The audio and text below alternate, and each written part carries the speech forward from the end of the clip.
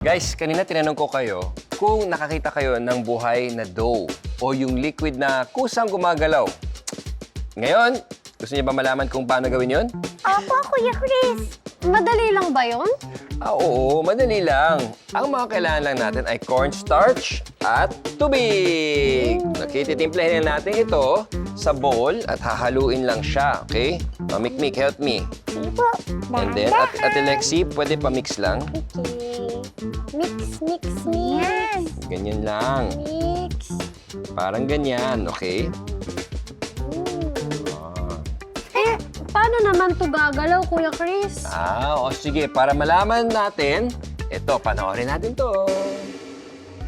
Ang tawag sa non-Newtonian fluid na ito ay oobleck. Ito ang isang tawag sa starch na hinaluan ng tubig. Oobleck pala tawag dyan. Ginawa na natin yan eh.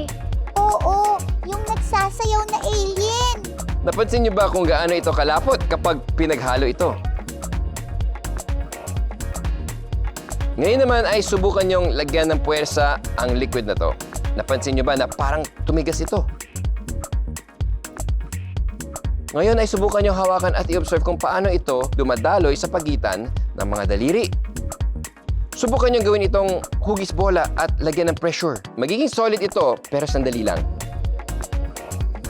Kapag inalis mo ang pressure, dadaloy lang ito sa mga daliri niyo.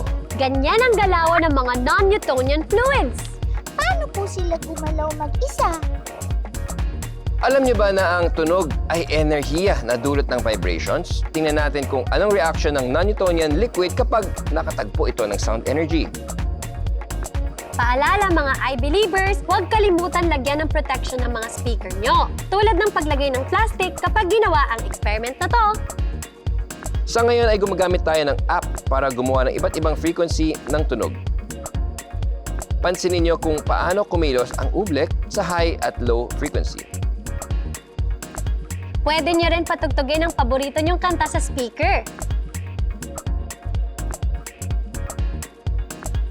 Sa tamang frequency, makikita na ang oobleck ay sumasayaw at tumatayo.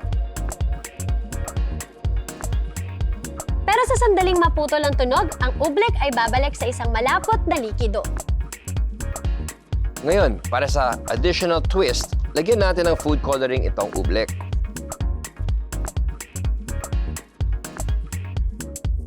Wow! Para na siyang buhay! Kaya't kung may tubig at tirang starch, food coloring at isang speaker, subukan nyo to. I believe!